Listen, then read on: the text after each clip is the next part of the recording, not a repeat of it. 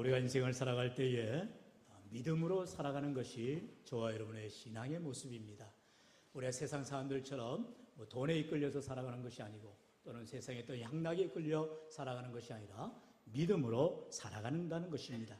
이 믿음으로 살아간다는 것은 다시 말하면 어떠한 상황 가운데서도 우리가 하나님을 의지하는 삶, 하나님 옆에 신뢰하며 나아가는 것을 말하지요.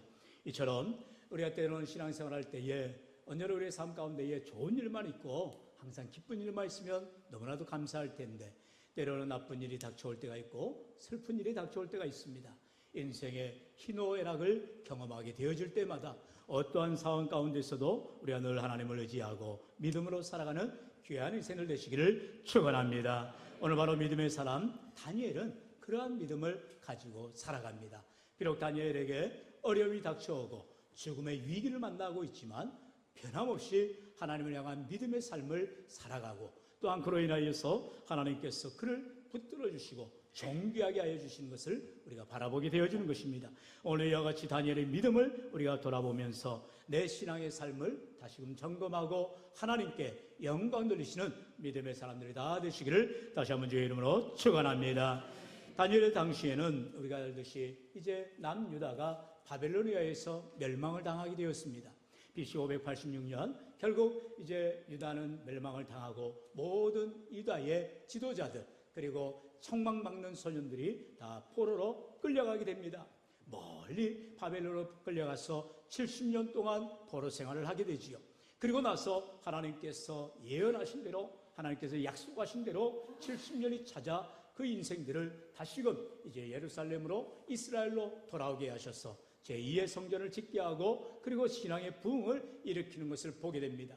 그런데 문제는 다니엘이 이제 이방 땅에 남아서 그가 평생을 살아갈 때에 우리가 잘 알듯이 그는요 네 사람의 왕위를 이어가면서까지 귀하게 하나님의 쓰임을 받는 것을 보게 됩니다.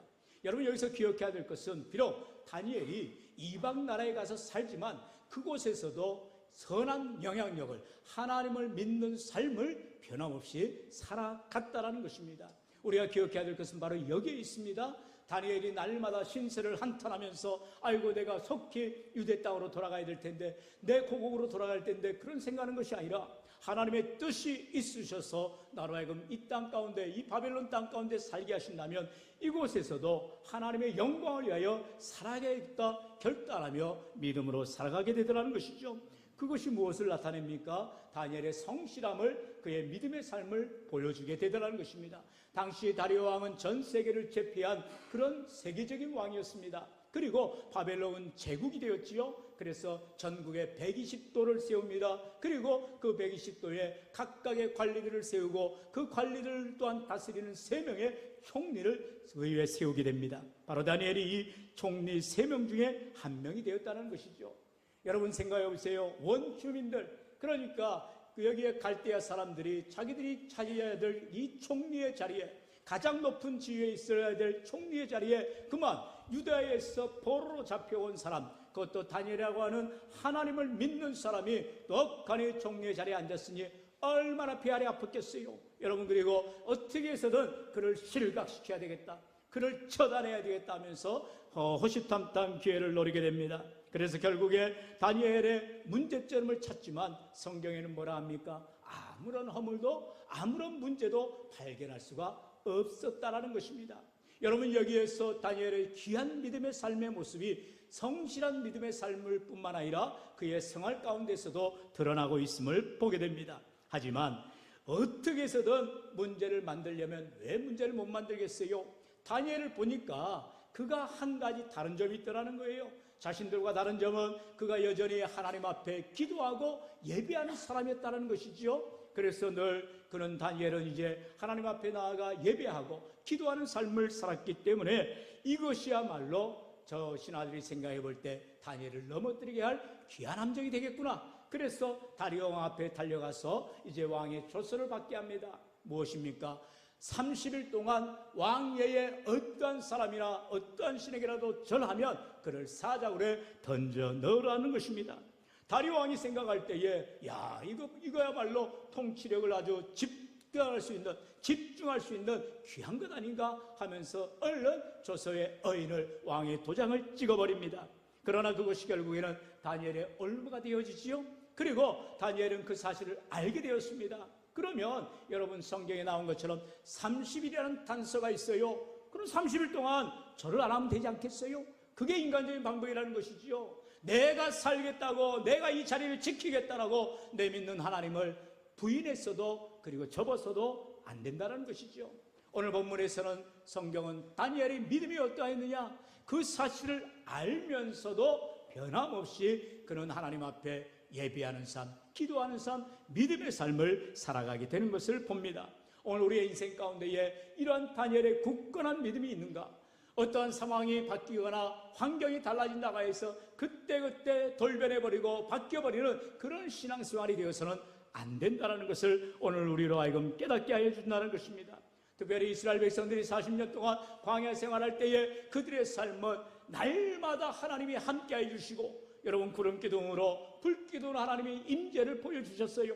그리고 아침마다 만나를 내려주시고요, 이렇게 하나님께서 샘물을 터져주시고 마실 물을 허락해 주셨건만 이스라엘 백성들은 자기들의 성에 차지 않으니까 원망하고 불평하고 그리고 불만을 가지고 나아가더라는 것입니다.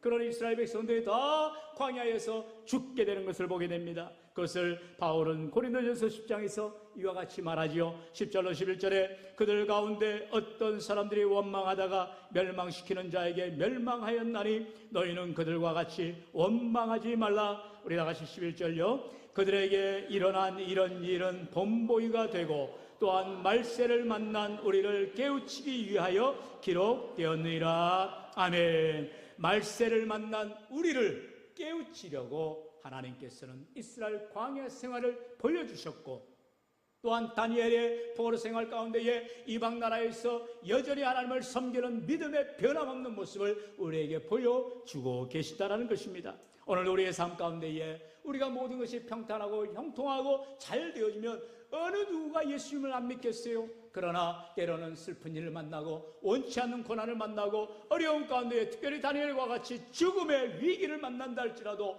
변함없이 여전히 살아계신 하나님을 의지하는 믿음, 하나님 앞에 신실하게 나아갈 때 우리 하나님께서는 믿음 가운데 함께하여 주시고 은혜를 나려 주실 줄로 믿습니다. 그러면 다니엘은 어떠한 믿음을 가졌나요? 바로 믿음의 기도를 드리는 사람이었다는 것입니다.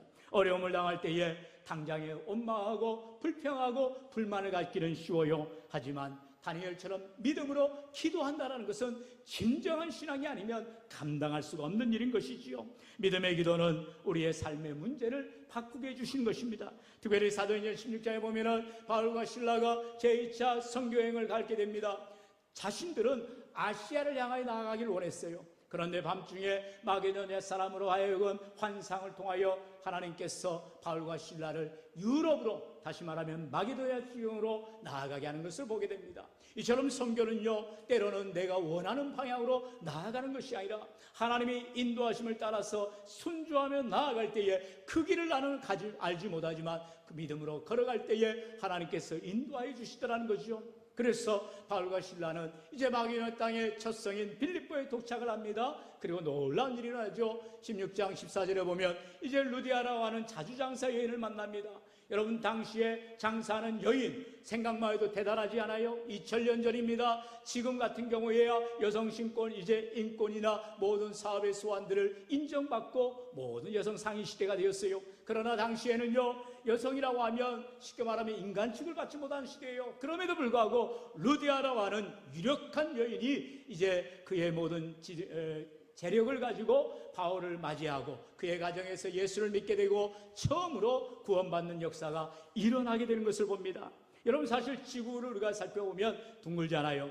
이렇게 바울을 통하여서 동쪽으로 복음이 전해질 뻔한 것을 성령의 역사심을 통하여서 서쪽으로, 다시 말하면 유럽으로 복음이 전해지고 결국 유럽에서 청교도를 통하여서 이제 아메리카, 미국을 통해서 복음이 전해지고 그 미국을 통해서 우리나라까지 다시 복음이 들어오게 되는 놀라운 선교의 2000년 역사를 우리가 바라보게 되어집니다. 이제 문제는 무엇입니까? 이렇게 바울과 실라가 자신들의 가기를 원했던 곳은 아니었지만 이제 마게도냐로 복음 들고 나아갔을 때에 그곳에서 복음을 전하다가 이제 귀신 들려서 점치는 여자아이를 하나를 만나게 되지요. 그리고 자신들을 너무나 괴롭히니까 그 귀신을 쫓아내줍니다. 그런데 문제는 거기에서 시작됩니다. 이 점치는 여자아이를 통해서 돈을 벌고 있던 여주인이 이런 일을 당하니까 괘씸해서 바울과 실라를 고발해버립니다. 그리고 억울하게 복음을 전하다가 여종의 귀신 들린 것을 낫게 한 이 바울과 실라가 그만 감옥에 갇히는 신세가 되지요. 억울하게 감옥에 갇혔습니다. 그럼에도 불구하고 우리가 알듯이 바울과 실라는 여전히 그 감옥에서 밤중에 기도하고 찬송하고 하나님께 나아가더라는 것이죠. 사도행전 10장 25절을 보면 한밤중에 바울과 실라가 기도하고 하나님을 찬송하며 죄수들이 듣더라. 여러분, 지금 다니엘이 자기 집에서 하나님 앞에 창문을 열고 하루에 3번씩 기도할 때에 많은 사람들이 보았습니다. 지금 바울과 실라가 복음을 전하다 감옥에 갇혔을 때에 우울해하고 절망해하고 좌절한 것이 아니라 여전히 하나님 앞에 밤중에 찬송하고 기도하고 감사하더라는 거예요. 그것을 죄수들이 듣게 되더라는 것입니다. 오늘 우리의 삶 가운데 믿음의 삶을 살아가는 자들을 이방 사람들이, 다른 사람들이, 예수 믿지 않는 사람들이 우리를 지켜보고 어떻게 하나 보는 것이에요. 그럴 때 우리가 믿음의 삶을 살아갈 때에, 하나님만 의지하며 나갈 때에 하나님께서 반드시 우리의 기도를 들으시고 응답하실 줄로 믿습니다. 어떤 일이 일어났습니까? 바로 26절이죠. 같이 읽어볼까요? 시작. 예, 갑자기 큰 지진이 나서 옥토가 움직이고 문이 곧 다 열리며 모든 사람의 메인 것이 다 벗어진지라. 아멘. 갑자기 지진이 일어나더라는 것입니다. 초자연적인 일이죠. 기적이죠. 하나님 앞에 바울과 실라는 기도할 때에 하나님께서 놀라운 기적을 베풀어 주시더라는 것입니다. 오늘 이 시간 우리의 삶의 고통 가운데, 어려움 가운데 있다 할지라도, 앞이 망망하고 전혀 해결될 일이 보이지 않는다 할지라도 믿음으로 기도할 때에 바울과 실라가 경험한 기적을, 다니엘이 놀랍게 경험한 기적을 저와 여러분도 경험하게 되는 줄로 믿습니다. 믿음으로 기도할 때 이런 기적이 일어난다는 거예요. 여러분, 이런 일들은 성경 어디에도 나타나지 않아요? 얼마나 많이 나타나는지 모릅니다. 우리가 잘 알지, 열왕기하 20장에 보면 이제 히스기야 왕이 병들어 죽게 되었습니다. 그때에도 변함없이 그는 하나님 앞에 기도합니다. 하나님만이 내 병을 살리실 하나님이심을 고백하면서 간절히 기도하지요. 열왕기하 20장 1절로 3절에 보면 그때 히스기야가 병들어 죽게 되었을 때 아모스의 아들 선지자 이사야가 그에게 나와서 그에게 이르되 여호와의 말씀이 너는 집을 정리하라 네가 죽고 살지 못하리라 하셨나이다. 우리 2절 같이요. 히스기야가 낯을 벽으로 향하고 여호와께 기도하여 이르되, 히스기야가 무엇을 했다고요? 이사야 선지자조차도 너는 살지 못하고 죽을 것이다 라고 단정을 지었지만 절망하지 않았어요. 좌절하지 않았어요. 하나님 앞에 원망하지 않았어요. 왜 하나님 나에게 이러한 질병을 주셔서 나로 하여금 죽게 하시나이까 라고 따지지 않았어요. 그저 벽을 향하여 울면서 통곡하면서 하나님 앞에 기도하였더라라는 것입니다. 여러분, 기도한다는 것이 내 마음의 손을 아뢰는 것이 아니라 내 형편을 주님 앞에 고백하는 것입니다. 내 모든 상황을 아시는 하나님 앞에 울면서라도 간곡히 하나님 앞에 부르짖어 기도할 때에 우리의 눈물을 보시고 우리의 기도를 들어주시는 하나님이세요. 어떤 일이 일어났어요? 바로 열왕기하 20장 5절 6절 상반절 우리 더할 것이 뭐까지 같이 읽어볼까요? 시작. 너는 돌아가서 내 백성의 주권자 히스기야에게 이르기를 왕의 조상 다윗의 하나님 여호와의 말씀이 내가 내 기도를 들었고 내 눈물을 보았노라. 내가 너를 낫게 하리니 내가 3일 만에 여호와의 성전에 올라가겠고 내가 내 날에 15년을 더할 것이며. 아멘. 할렐루야. 여러분, 여기서 분명하게 예수님, 우리 하나님 말씀하시죠. 내가 너의 기도를 들었고 너의 눈물을 보았노라고 말씀하세요. 무슨 말이에요? 우리에게 고난이 오고 어려움이 닥칠 때에 하나님 앞에 나아가 기도하기를 원하시는 하나님, 기도소리를 들으시기를 원하시는 하나님, 하나님 앞에 눈물로 하나님 앞에 간절히 외쳐 부르짖기를 원하시는 하나님이시다는 거예요. 히스기야가 문제를 만났을 때, 질병 가운데 가 있을 때에 이 문제를 해결하실 일은, 내 질병을 낫게 하실 일은 하나님밖에 없음을 알고 그는 하나님 앞에 기도하며 눈물로 아뢰더라는 거예요. 그것을 하나님께서 보시고 들으셨다라고 분명히 말씀하고 있습니다. 야고보서 사도는요 5장 15절에 분명히 말하지요. 믿음의 기도는 병든 자를 구원하리니 주께서 그를 일으키시리라. 한번 따라할까요? 믿음의 기도는 병든 자를 구원하리니 주께서 그를 일으키시리라. 할렐루야. 여러분, 성경은 우리에게 말씀합니다. 믿음의 기도를 드리라는 것입니다. 그냥 기도가 아니라 믿음의 기도를 드리라고 말씀하지요. 우리가 잘 알듯이 빌립보서 4장 6절로 7절에 아무것도 염려하지 말고 오직 모든 일에 기도와 간구로 너희 구할 것을 감사함으로 하나님께 아뢰라라고 말씀하고 있습니다. 내 생각보다 뛰어나신 하나님, 내 모든 상황보다 더 뛰어나신 하나님께서 내 모든 형편과 환경을 누구보다 더 잘 아셔서 내게 있어야 될 것, 필요한 것 다 아시는 하나님께서는요 우리가 염려하지 아니하고 원망하지 아니하고 불평불만하지 아니하고 믿음으로 나아갈 때, 하나님 앞에 기도할 때 우리 하나님께서 반드시 들으시며 응답하여 주시는 은혜가 있게 될 줄로 믿습니다. 여러분, 이 믿음은 바로 다름 아닌 감사의 믿음이라는 거예요. 다니엘은 다른 어떠한 믿음이 아니라 어떠한 상황 가운데서도 감사를 잃지 않았다라는 것입니다. 여러분, 감사가 무엇입니까? 누군가 나에게 선물해 줄 때 당연히 감사하지요. 좋은 일이 일어날 때 감사하지요. 그러나 슬픈 일을 만나고 억울한 일을 당하고 고통을 당하여도 다니엘처럼, 바울과 실라처럼, 히스기야처럼 우리는 하나님 앞에 감사하며 기도하며 나아갈 때 우리 하나님께서 그 믿음을 보시고 은혜를 부어주시는 줄로 믿습니다. 오늘 본문 10절 다시 한번 같이 읽어볼까요? 시작. 다니엘이 이 조서에 왕의 도장이 찍힌 것을 알고도 자기 집에 돌아가서는 윗방에 올라가 예루살렘으로 향한 창문을 열고 전에 하던 대로 하루 3번씩 무릎을 꿇고 기도하며 그의 하나님께 감사하였더라. 아멘. 그의 하나님께 감사하였더라. 다니엘의 믿음은 바로 이 감사했던 것입니다. 우리가 믿음의 사람들은 늘 감사를 입에 달고 살 수밖에 없어요. 왜요? 모든 것이 하나님의 은혜이기 때문에 우리는 하나님 감사합니다라고 고백하게 되어지는 것입니다.